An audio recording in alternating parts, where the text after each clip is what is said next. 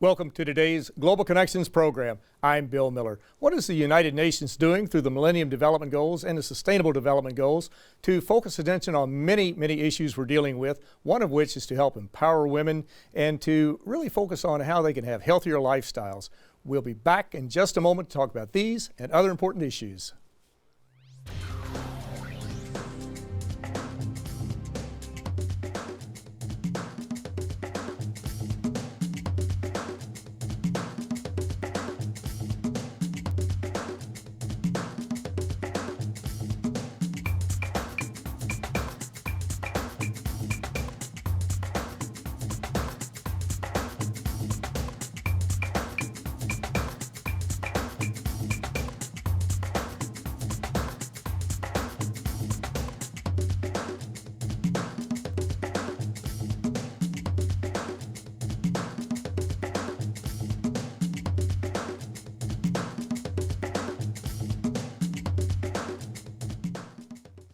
Welcome back to our program. Today we're taking a look at what's being done not only by the United Nations but many other groups to focus attention on women's issues and to see what can be done to help empower them and to really work on those issues as well as healthy lifestyles for all of us. My guest today is an expert in this area. My guest today is Dr. Padmini Murthy.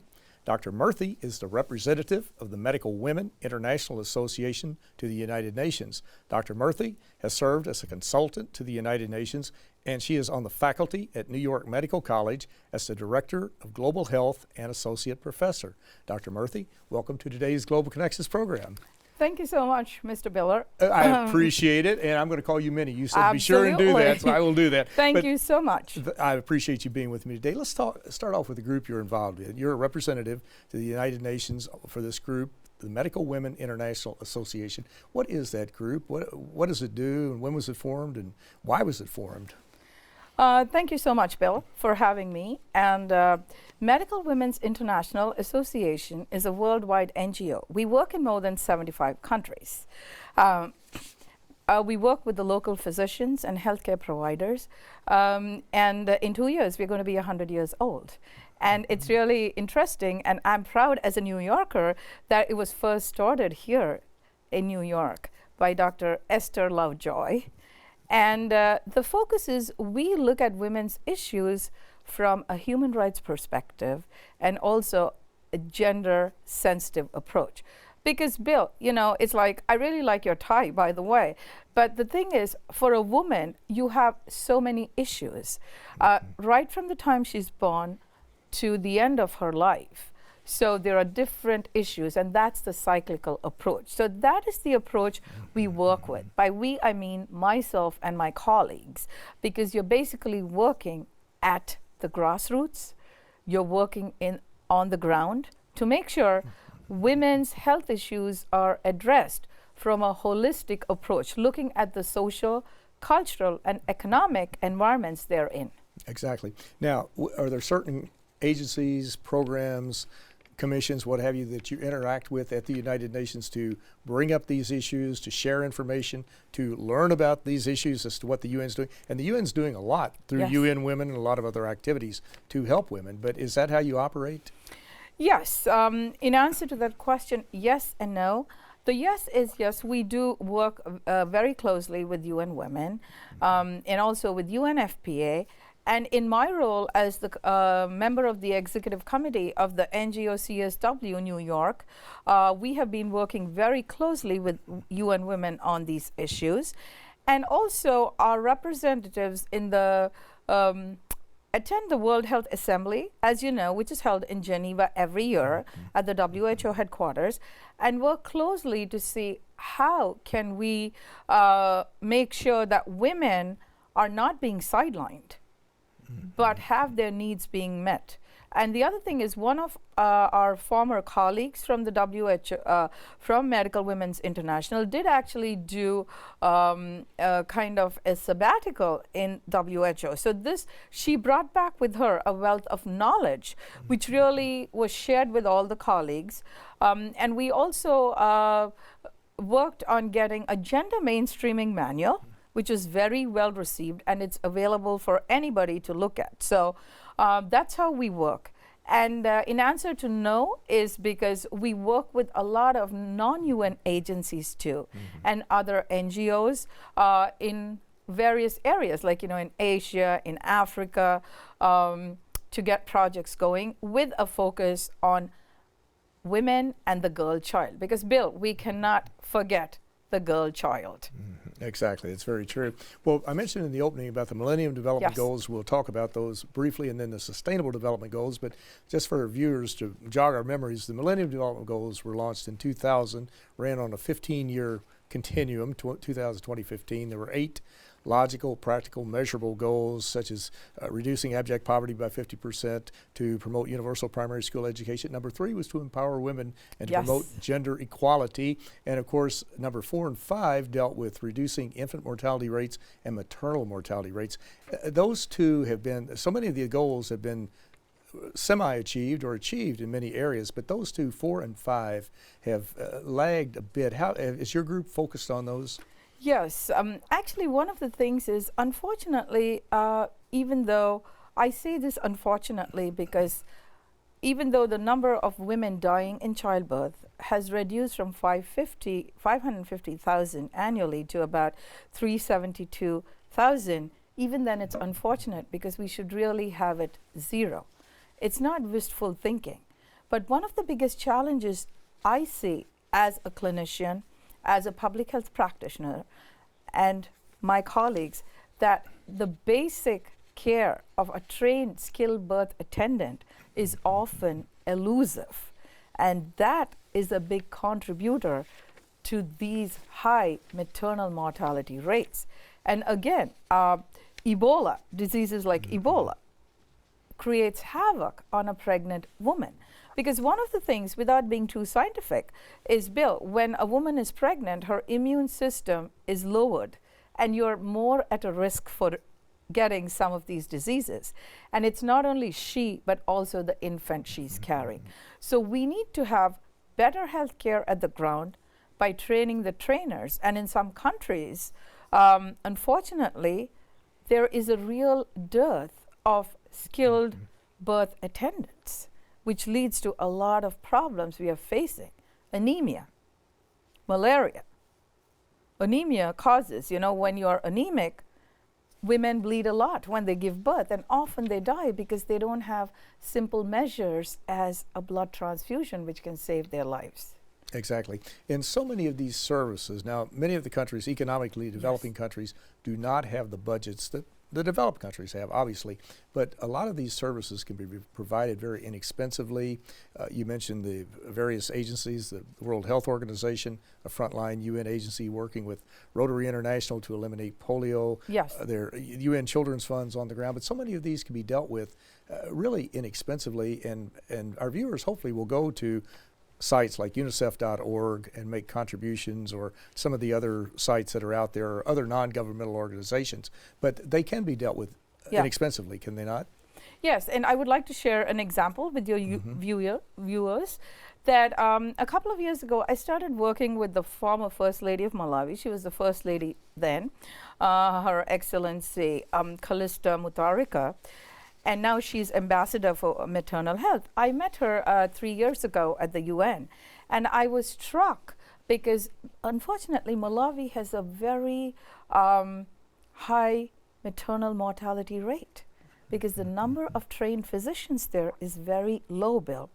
So I got together, with a bunch of students, with a bunch of stakeholders, and we started making mama kits, which cost less than $5.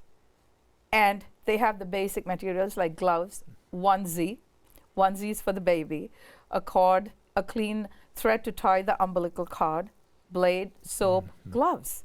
So this can be done. And one of the ways which I started working on this is to just told my students and others, give up your latte for a day.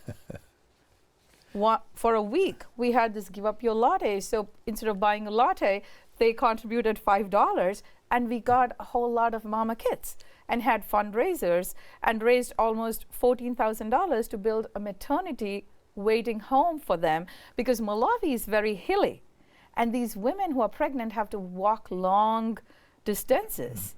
And if they're not ready to give birth, they're sent back. So, activism can make a difference with practicality, and even $5 goes a long way. Exactly right. And there are organizations like the United Nations Foundations promoting a program to introduce, nets, mosquito nets that will really save lives. And they only cost like $10 each. And these are really small sums of money, but a lot can be accomplished with very little. And again, hopefully people will look at being a part of this in resolving these problems. Absolutely. You were talking about the First Lady of Malawi, and that was an excellent example. You and I were talking earlier too, I think El Salvador, were you involved in a program there? Yes. What exactly was that? With the former ambassador of El Salvador, His Excellency, Ambassador Carlos Garcia. And when I was asked to give a talk. I'm usually asked to give talks at a lot of schools. And the reason I do it, because if they pay me, I use that money for the Safe Motherhood Project. Oh, you donated? Yes, Wonderful. I donated. Very good. They make a check out to the Safe Motherhood Project. So I went and spoke at Ithaca College, which is right upstate, and the students raised and collected over 250 maternal kits for El Salvador. They're just waiting to be shipped out. And one of the things I'm so proud of the students, they gave up their meals for a day. The meal plan, that means that money came to them, and they used it to buy mama kits. So this is activism at grassroots, and the students feel so proud because $5, where it's going to. So that's why this was very helpful.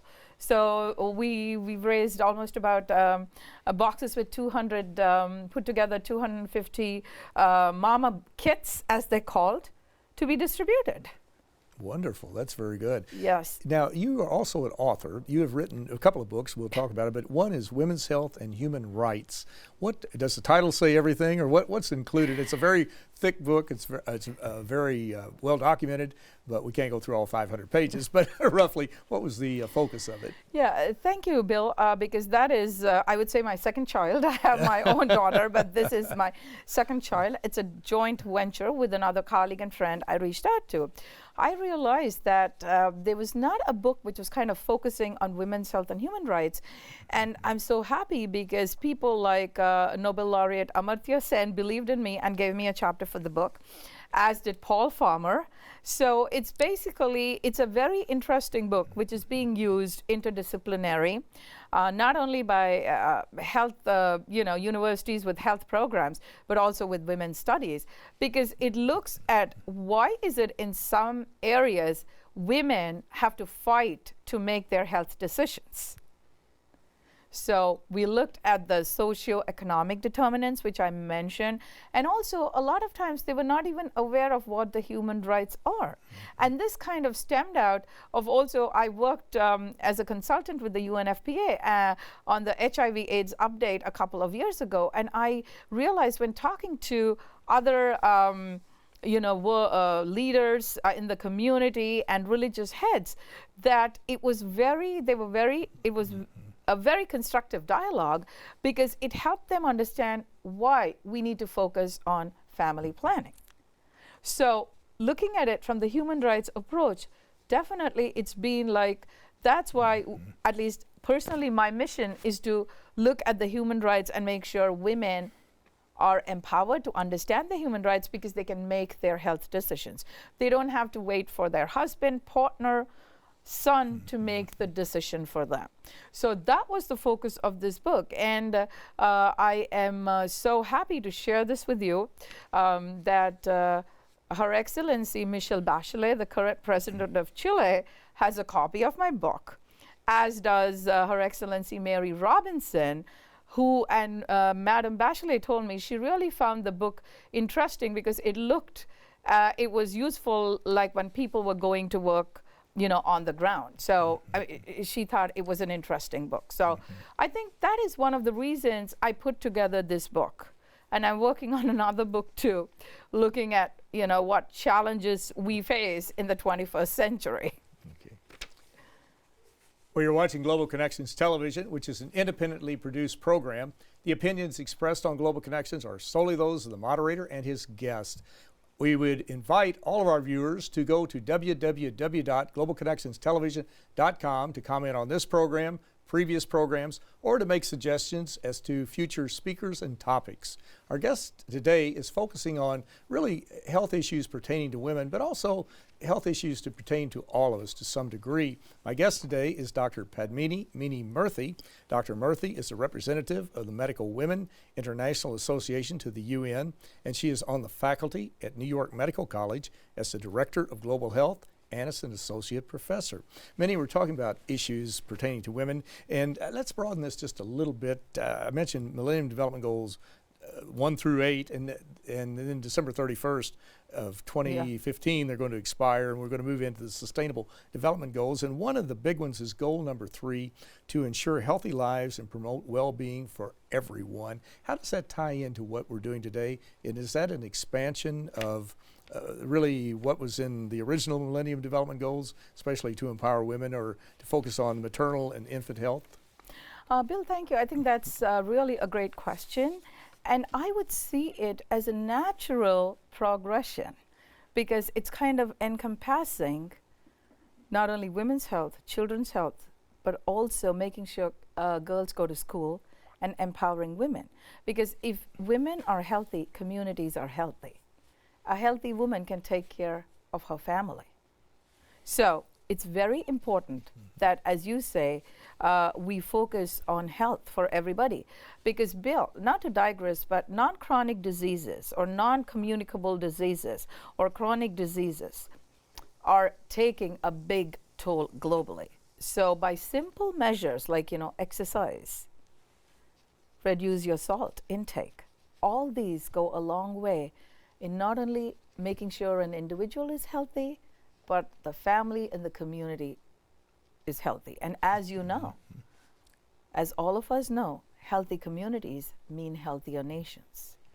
And the resources can be better spent on developing the nation and the youth of the nation. So I think it's really important. And I think the SDGs are great because I see it personally for the MDGs to be naturally kind of encompassed in the SDGs. And I hope the transition will be seamless. Exactly. And of course, there are many things that we can do to be healthy. We can have good diets, healthy diets, we can exercise, we can avoid smoking, we can do a lot of things that can help ourselves. And certainly prevention is much better than cure. Absolutely. It's a lot easier and it's a lot, it's just smarter to do it, and it's a lot less expensive too in the long run. But we were talking about women, and the issues pertaining to women are just so vital, they're just so important. And I was thinking back to 1995 with the UN Women's Conference in Beijing, China. What came out of that? Not everything, but 1 or 2 items that came out of it. And there's going to be a post-2015 conference, a Beijing, or Women's Conference, I should say, a post-2015 Beijing conference coming up. What came out in 1995, and what can we expect in 2015? I was hoping you'd ask me that because Beijing, the declaration, the platform, was crucial because it looked at women's issues from a very holistic approach. This was the 4th World Conference on Women, where you had people coming from everywhere. And our former First Lady, Hillary Rodham Clinton, was very instrumental and very pivotal, and she made a stellar speech there. But now it is 20 years since Beijing, 2015. So we have this, that's why the Commission on the Status of Women, which is right around the corner in March, which starts on actually parallel to the International Women's Day, is all about to look at what the gains were. It's 20 years. And instead of a conference, it's like a whole campaign. And one of the things is there are 12 critical areas of concern, and they focus. The thematic of those 12 critical areas is you're looking at women and girls in different contexts. So it even talks about climate change, Bill, which was as relevant then, maybe not that much focused, as relevant as it is today. So I think it's really a very nice foundation. And again, it's a natural I think I could use the term partner for the SDGs to make sure we are not losing picture of women. At the same time, women are an integral part of communities. So I think it's really nice. Yes, you have women's issues, but you're looking at it from a community-wide angle, because one thing is women and men need to work together on women's issues and also community issues. So everybody is very involved in Beijing plus 20, which is right around the corner. And the NGO CSW, our website, is going live pretty soon with all the information where we NGOs are working on it, and NGOs are posting comments. And this year, the UN Women is expecting the maximum number of NGO representatives attending the CSW for Beijing plus 20, because it's a very historic year. And I think even this is going to go way beyond 2015 too. I think you're absolutely right. And when we were talking about that, I was thinking about some older statistics. They're probably not quite as accurate today as they were probably 5, 6, 8 years ago, but there's discrimination in developed countries and in developing countries against women. And I was thinking some of the statistics, like 1 out of every 3 families in the developing countries was headed by a female. Something like women did something like 68% of all the work in the society. They earned 1/10 of what a male earned, and they owned 1/100th of the property. Now those statistics are probably changed a bit today, but it still shows the immense inequity as far as to what women contribute and to what they actually achieve, especially in financial remuneration. And these are issues that need to be dealt with by many, many groups in many, many fora around the world, and this is certainly one of them to do that, is it not? You know, you bring up a very important point. Even here, by here I mean in many developed countries, compared to the global south, equal pay is not there in so many industries. So I think we need to work more to address it. And one of the ways I see it, Bill, like looking at it from the health viewpoint, because, you know, I guess being trained as a clinician, my view is that way, is that if women have equal pay, maybe they don't have to take 2 jobs. They can spend more time with their family and better health care. So I see microcredit. I'm not an economist, but I have the greatest respect for Muhammad Yunus and Grameen Bank and Brock, which I think have really focused on empowering women financially so that their health care increases. So it's basically, I see it like a 3-dimensional puzzle. That's why I'm putting my hands up. It's like a 3-dimensional puzzle. And I think you're absolutely right. If we have equity in all fields, including pay, then the outcomes for health will be different. Exactly. And because health is a complete state of well-being, I would say social well-being, because the 1948 definition of health by WHO is still very relevant even today in 2015. So you bring up actually a very, very important issue which we need to look at, is make sure there's equal pay, and also I would say equal opportunity. Exactly. And you mentioned Dr. Yunus and the Yes. Grameen Bank, and that was really, we were talking about making a huge difference in a person's life with a small investment. And he started this bank several decades ago in Bangladesh, I guess it was. And the idea was to make small loans primarily to women, and then they would buy a sewing machine or whatever the case might be, buy a cow or whatever, to really have their own business. And as I recall, the repayment rate, they always had to repay the loan, was something like at 98 or 99%, which is just, any banker in the world would love to have a return rate like that. But the point is that a lot can be done in the developing countries with a very small amount. You mentioned the Commission on the Status of Women. Before we run out of time, let's talk a little bit about the Commission on the Status of Women.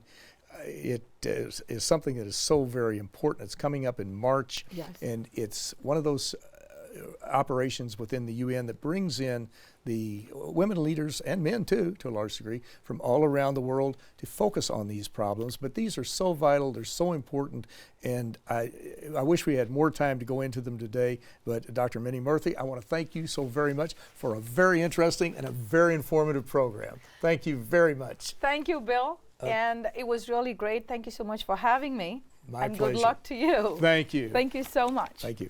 I'm Bill Miller. Thanks for joining us on today's Global Connections program.